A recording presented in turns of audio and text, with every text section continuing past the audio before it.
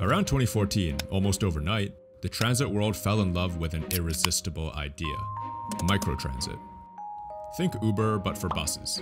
Instead of walking to a stop, you could call a shiny van from your phone and it'd show up with other people heading your way. These companies promise to disrupt public transit in the most Silicon Valley way possible, using tech to unlock massive efficiencies and solve commuting. But fast forward 10 years and most of these companies are gone. Those that survived mainly sell software to transit agencies, or operate services on behalf of them. So what happened? Does this mean that microtransit isn't a good idea? Or did we actually learn something else?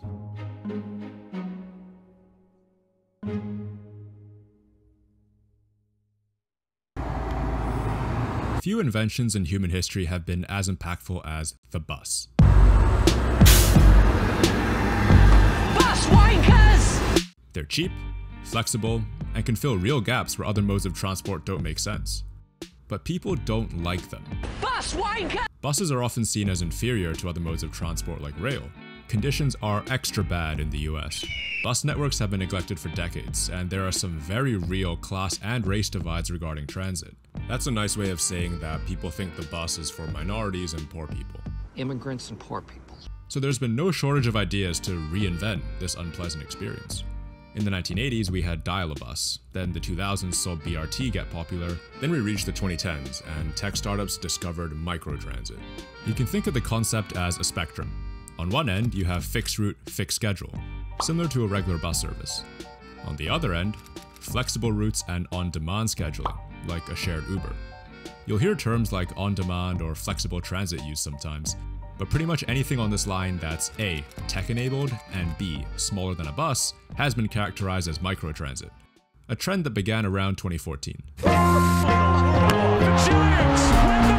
A few startups quickly grabbed the spotlight. Loup was the most extreme. They didn't even bother with vans, instead using the $2.5 million they raised to retrofit actual city buses to look like coffee shops.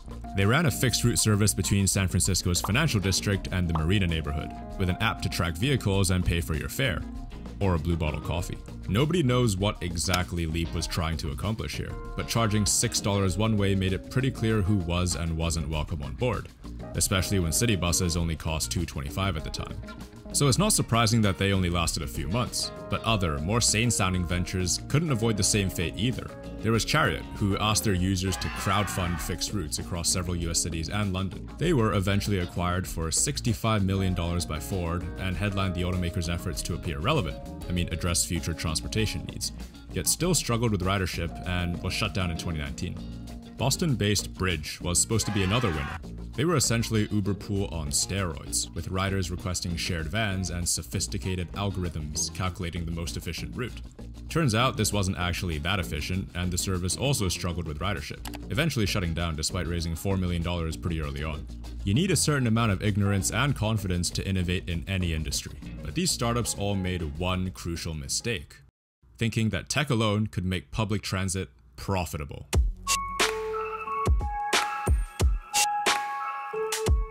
With very few exceptions, public transit systems do not turn a profit. Those that do typically benefit from unique circumstances regarding urban density or cultural perceptions of shared mobility. Unprofitability in this context means that fare revenues simply don't cover operating expenses. We're not talking about capital costs here. I'll explain why that's the case for traditional public transit, but focus more on what these startups ignored: the fact that tech-enabled microtransit doesn't actually change this profitability equation. It doesn't increase fare revenue or bring down costs. Regarding fare revenues, any startup that's serious about offering mass transit, not private shuttles, has to understand that A, transit fares are structurally underpriced, and B, there's a reason for that. In a very simplified nutshell, transit is priced artificially low because it's socially beneficial to get people to use it. If fares were set at their true cost, which is higher, fewer people would take transit and society would lose out on benefits like reduced congestion or mobility equity. This follows general economic theory that the most efficient allocation of resources occurs when the price of a good equals its marginal social cost.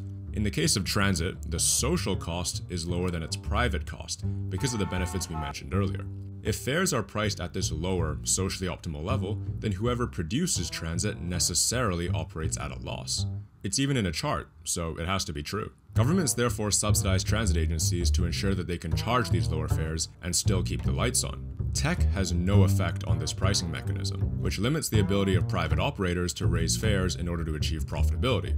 Also, good luck trying to increase fares by any amount. You could still grow fare revenue by increasing ridership, but microtransit doesn't do that very well either. For traditional public transit, a bus route that's underperforming will carry around 10 passengers per hour. Microtransit struggles to break 4. Here's a few examples. Via in Jersey City only moves 4.2 passengers per hour. Gwinnett County in Georgia averages 4 per hour. Bay Transit Express in rural Virginia doesn't even crack 3. And these programs are all ones viewed as success stories. There are a few explanations for low ridership. One is that this is by design. Microtransit is usually implemented where there isn't good transit to begin with. Otherwise, well, what's the point? What makes regular transit weak in these areas also affects microtransit. So you can definitely say that it's a bit unfair to compare rural microtransit to urban fixed routes. But there's another reason why flexible services are particularly poor at growing ridership.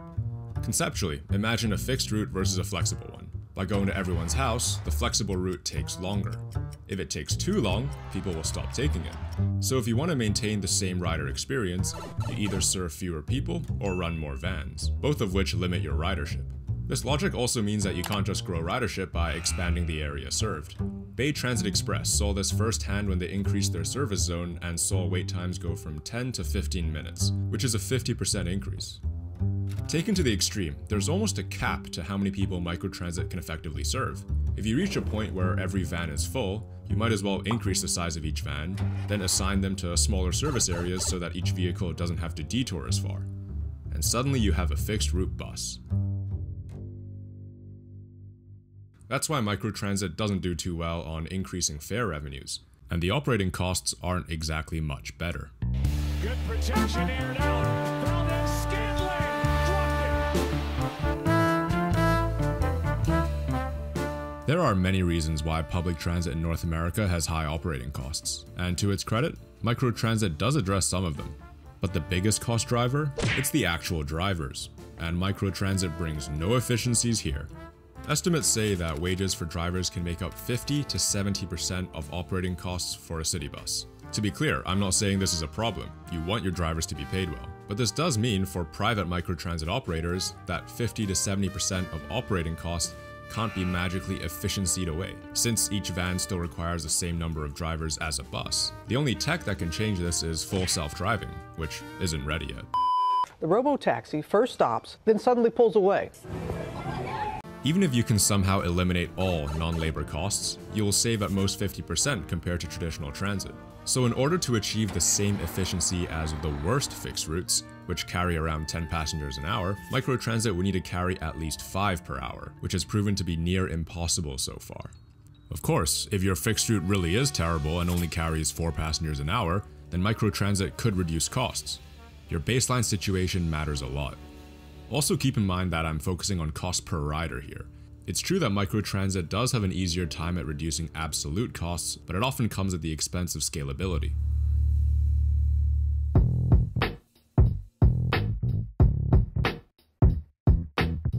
The companies still around today either sell software to transit agencies or operate on behalf of them. This shifts their business models away from depending on farebox profitability and towards much more stable contracts with government agencies. Via shows how well this can work.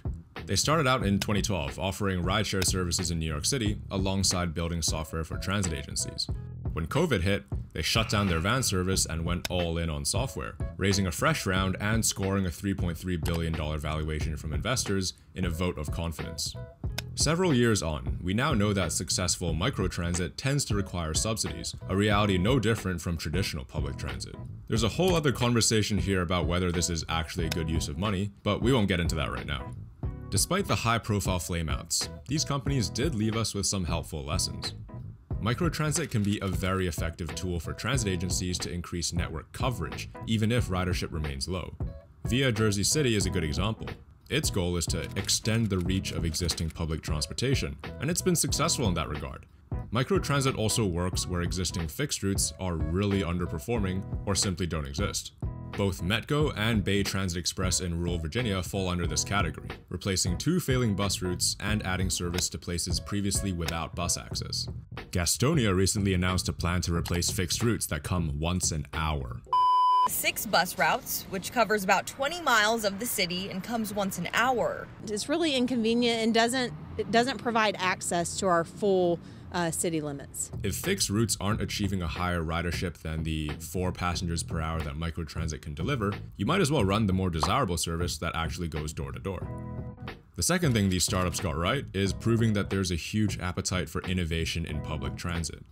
The myriad partnerships between startups and transit agencies show that there's definitely strong interest in better data, planning software, and consumer-facing products. This might be a true win-win for transit innovation. Agencies are willing to spend, and startups are more than happy to develop and distribute the technology across systems and geographies. But perhaps the biggest takeaway from all of this? People like taking transit when it's good. Despite low ridership, for many structural reasons that we've discussed, public perception of microtransit schemes has been overwhelmingly positive. While it may not be feasible to offer that service on a very large scale, it shows that plenty of people, especially in lower income transit deserts, are clamoring for good options.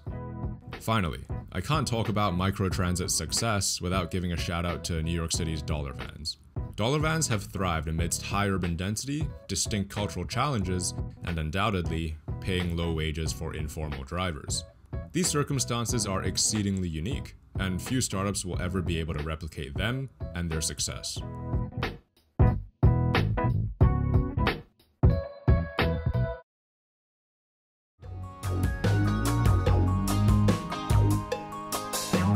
Public transit simply is not a money-making venture in today's world, nor should it try and be. The fact that transit performs especially poorly in sprawling, car-centric areas should be expected, and microtransit can only conceal this reality, not fix it. Microtransit has a very clear set of strengths. It just has to be applied in situations where it can truly succeed, with nuance and respect to location-specific factors. This is not a one-size-fits-all solution. A nicer vehicle than the bus, obviously, and more comfortable.